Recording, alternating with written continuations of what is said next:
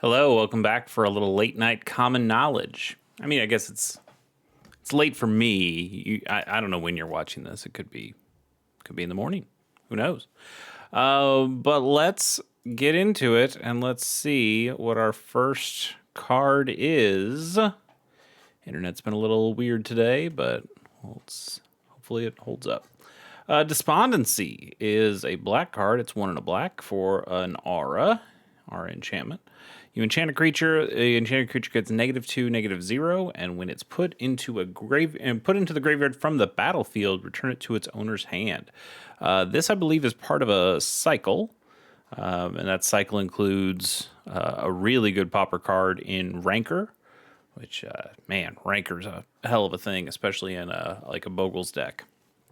But it's honestly good in lots of different decks, because one of the worst things about auras is that when you try to put them on a creature, somebody could blow up that creature, or even when it is on the creature, you blow up that creature and you kind of get 2 for 1. You lose the creature and you lose the enchantment.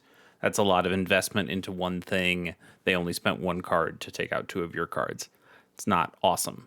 But these cards, these Urza Saga auras, when they go to the graveyard, they go back to your hand. So you are able to use them again and again and again. And this is kind of nice in that, ideally you will be killing your opponent's creatures, so you should be getting this card back a number of times. The question is whether this is good enough. Rancor costs 1 green mana, and does it 2? Is it 2? Might be 2. Regardless of the mana cost. It gives your creature a +2/+0 and trample, which is just better than giving a weakness kind of effect to your opponent. Not quite a weakness. I think weakness gives -2, -1. But it's tough. It's tough. I love the art. This is some great art here, but I don't think the card has much of a place. You'd rather just remove the creature entirely than give it -2, -0, or you'd want to give it like an unable to scream type effect to make it lose all abilities. This doesn't take away the abilities, and at that point, there's just a little too much working against it. So I think you probably we give this like a 2.6 maybe, and then we repeat that search. Let's move on to our next card. Ancestor's Aid is 1 and a red for an instant from the Lost Cavern of Ixalan, and it gives target creature +2/+0 and first strike until the end of the turn, but you also get to create a treasure token, which is good because this effect usually a kind of a sure strike effect. I think that's the main card that this is all kind of birthed from. Just a red instant that gives you +2/+0 and first strike. Those normally cost 1 mana, and 1 mana is cheaper. But this gives you a treasure token, which can kind of ramp you on a future turn, or at least pay you back that turn. It also puts an artifact into play, which can be pretty useful. It's fine. It's fine. But where, again, kind of the question, like in the last card, where do you play this? What deck does this go in? You could, having like a kind of gutter snipe deck where you're playing lots of instants and sorceries, but those decks really don't need to attack. So you're not really getting the extra damage on this from pumping the creature. It's okay. It's cool. It's cool in a combat trick sort of way that you can use this offensively or defensively. But I see why it would be great for limited. It was probably a really cool limited card. I'm kind of sad I didn't make the limited, the pre-release for Lost Caverns of Ixalan. It was a really cool set with a lot of really cool cards in there for Pauper and otherwise. But this card is good. It's fine. It's probably like a 3.5 But where do you conceivably play this? I think is the real problem. Canopy Claws is 1 green mana for an instant that says target creature loses flying until end of turn, and you can flash it back for the same cost. That single green mana. It's from Judgment. I wish they'd bring it back. Well, I wish they'd bring lots of things back, like this very cool frame. The new frame's fine, but the modern frame. But I love that old border. And I really like the thing I really like here is the gravestone symbol in the top left corner to let you know, hey, this card does something with the graveyard. Did you know that? And you can just have it in your hand, and when you fan out the cards, you can see the name and you can see that symbol, and you go, okay, this is a card that's, even at a glance, I've got a card that works in the graveyard, and I think that's kind of cool. Probably a little clunky because the cards that I don't know what they count as plays well with the graveyard. This, because it has flashback, that's the reason. And there's a lot of cards with flashback, but I don't know if reanimator spells have this symbol on them. I'd have to go look. But anyway, I'm saying a lot of things that are not about what the card is because the card is pretty darn situational. It is cheap. It's incredibly cheap. But it's too situational to really matter in Pauper. Making a creature lose flying, it's a little narrow. It's a little narrow. But man, again, really cool art. Shout out to Matthew Mitchell here. That's I think that's rad. But the card itself is sadly like a 1.2, and I'm the 0.2 is really just for it having flashback. You can use this card twice, but will you have the opportunity to use it twice in a game is the real question. So, not very good at all.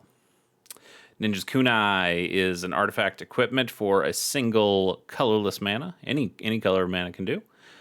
You can equip this for 1, and equipped creature has 1 and tap and sacrifice Ninja's Kunai to have Ninja's Kunai deal 3 damage to any target. It's from Neon Dynasty, if you couldn't tell, and it's kind of underwhelming. And you think about this: you're spending a mana to put this in play. You're spending a mana to equip this on the creature. You're spending a mana to activate its ability. You never get it again. It deals 3 damage to a thing. That's a lightning bolt that you paid 3 mana for. Is that good? No. You do get an artifact on the table, but there's a lot of 1 mana and even 0 mana cost artifacts in Pauper that you would certainly play over this if you're just looking to play artifacts.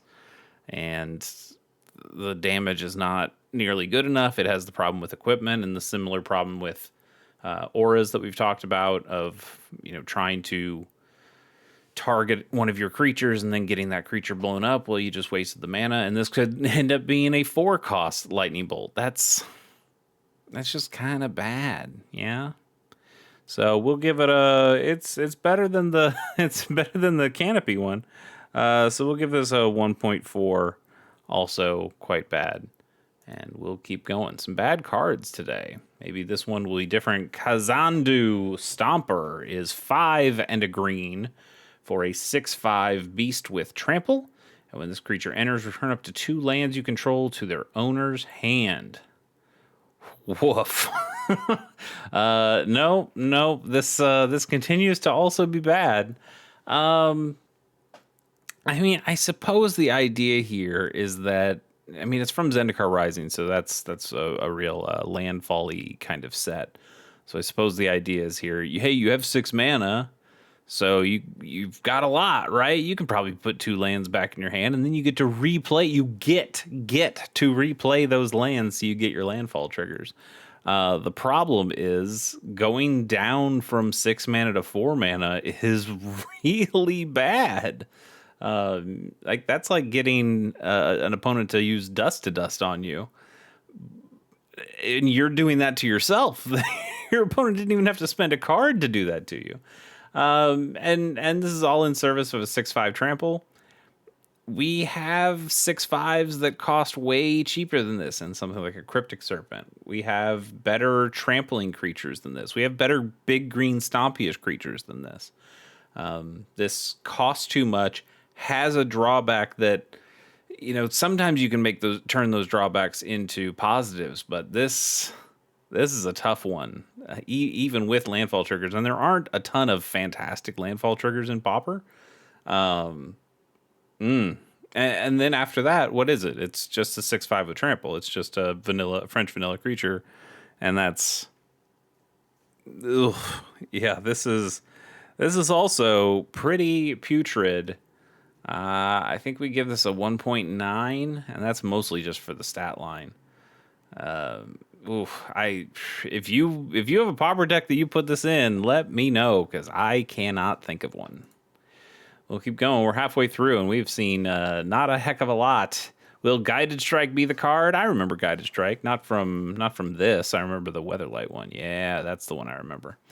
Guided Strike is 1 and a white for an instant, and it gives target creature +1/+0 and first strike until the end of turn, and you draw a card.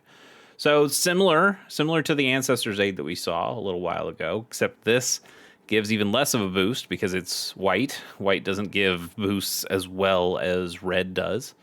Still gives first strike. That's a pretty white ability as well. But it draws you a card. And drawing a card is, I would say, on the whole, better than making a treasure token. I would take a card before I take a mana in most cases, I think. And again, like, it's a cute little combat trick, offensively or defensively, but this is really difficult to justify, because one extra point of power, you might not be getting that first strike to mean as much as you would with the Ancestor's Aid of giving +2. The card is nice, and so I think it, in a weird way, it offsets the issues with Ancestor's Aid, so I'd give them the exact same score. Do I remember what I just gave Ancestor's Aid? Was it like 3.5, something like that? I'll give this the same score. It's a cool card, especially this Weatherlight version. Look at it. Look at its eyes. It's very cool. But yeah, 3.5, and we move on to Killzone Acrobat. Remember when Killzone was supposed to be a Halo killer? That did not go over well. Killzone Acrobat is 2 and a black for a 3/2 human soldier from the Brothers War. And whenever this creature attacks, you may sacrifice another creature or artifact. If you do, this creature gains flying until end of turn. It's cute.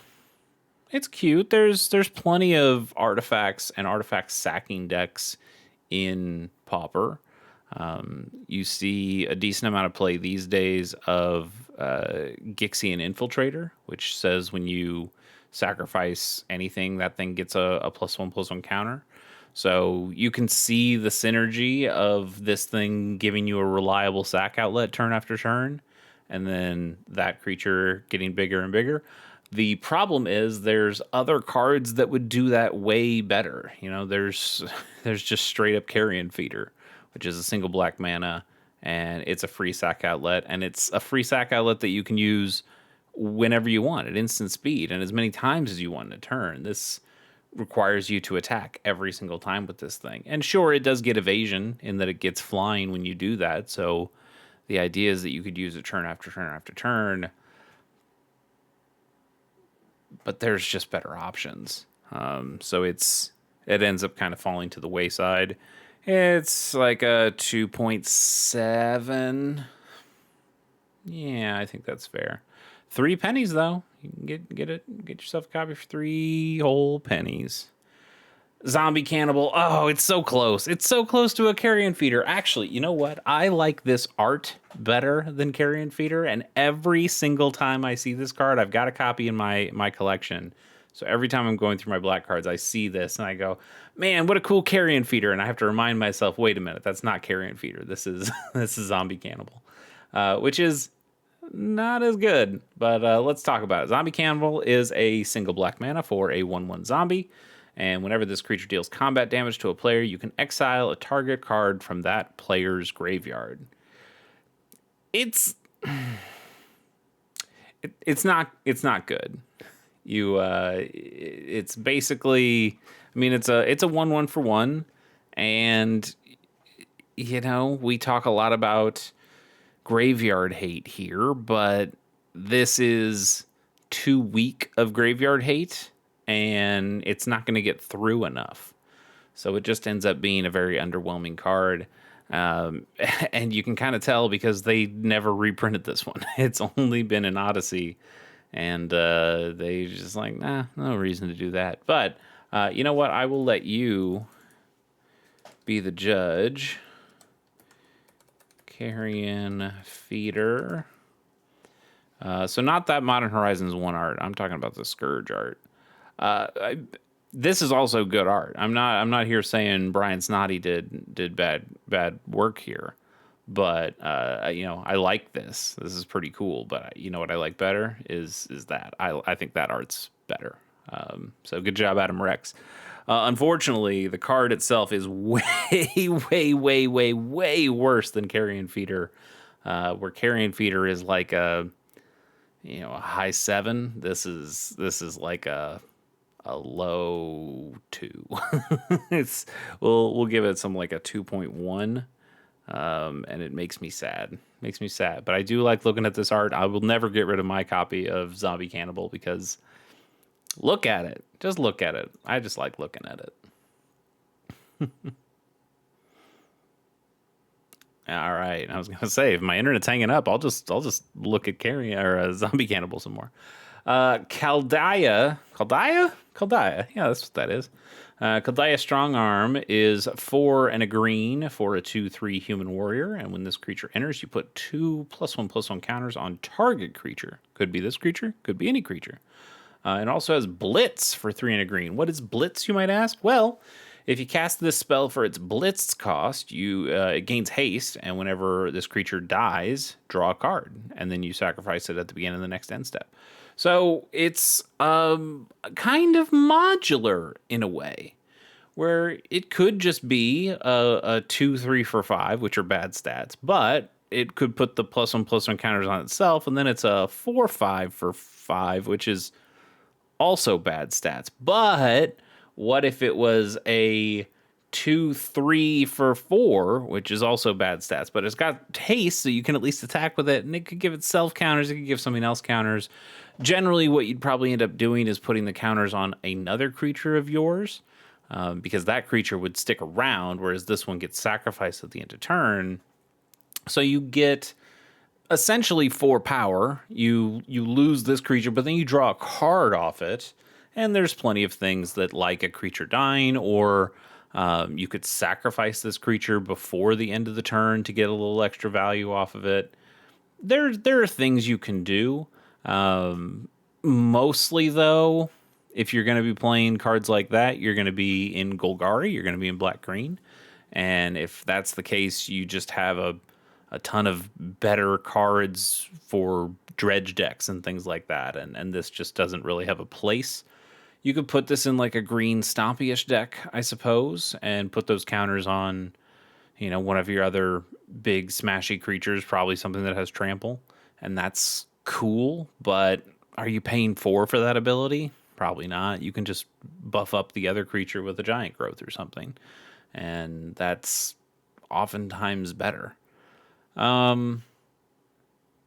Yeah, he's got a cool saw, but that's about all I can say for Caldaya Strong Arm. It's 2. I think we'll give it a 2. I think even the Zombie Cannibal is better than this.